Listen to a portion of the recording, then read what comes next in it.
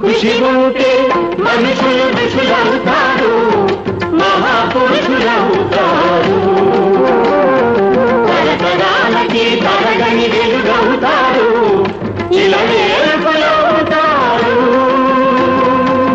ఉంటే మనుషులు ఋషులవుతారు, మహాపురుషులవుతారు, తరతరాలకి తరగని వెలుగవుతారు, ఇలా వేడుకలవుతారు.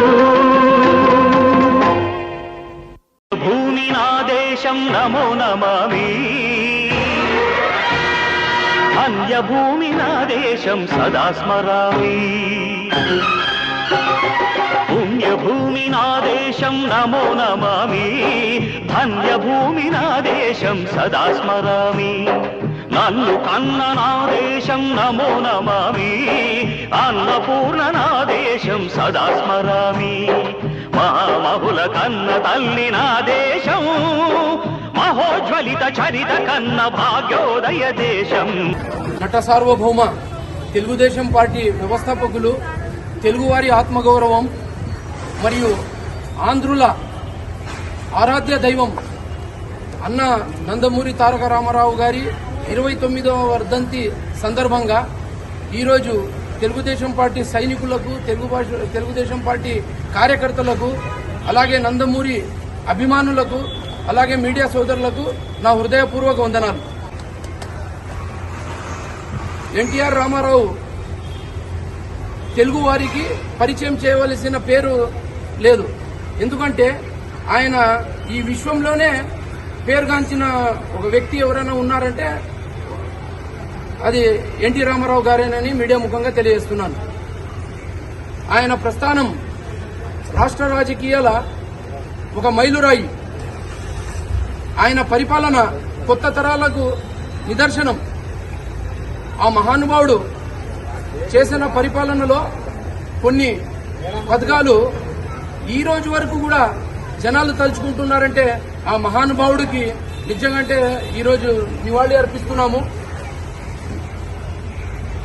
ఆయన 2 రూపాయల కేజీ బియ్యం ప్రతి పేదలకు కడుపు నింపాలని ఒక మంచి ఉద్దేశంతో ప్రవేశపెట్టిన పథకం. ఆ పథకాన్ని ఇతర రాష్ట్రాలు సైతం కొనియాడాడు. ఆ మహానుభావుడు తీసుకున్న ఏదైతే ఆ 2 కేజీల పథకాన్ని, బియ్యం పథకాన్ని కేంద్ర ప్రభుత్వం గాని పొగడతలు చేసినారు. ఎందుకంటే ఈరోజు భారత రాష్ట్రంలోనే ఏకైక వ్యక్తి 2 కేజీల బియ్యం పేదోళ్లకి కడుపు నింపడానికి తీసుకుని వచ్చిన పథకం ఎన్టీఆర్ గారేనని మీడియా ముఖంగా తెలియజేస్తున్నాను.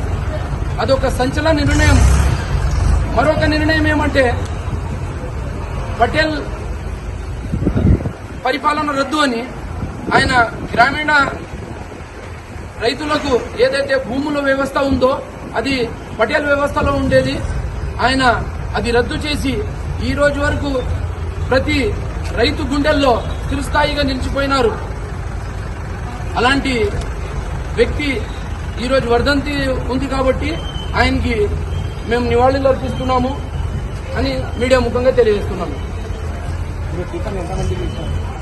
ఈరోజు ఎంసీహెచ్ హాస్పిటల్, మదర్ చైల్డ్ అన్న హాస్పిటల్లో ఈరోజు అందరికీ పేషెంట్లకి టిఫిన్ పంచినామని ఆయన స్ఫూర్తితో, ఆయన ఏదైతే సేవా కార్యక్రమాలు చేసినాడో ఆ స్ఫూర్తితో నేను ఒక తెలుగుదేశం కార్యకర్తగా నేను కూడా స్ఫూర్తిగా పనిచేయాలని మీడియా ముఖంగా తెలియజేస్తున్నాను.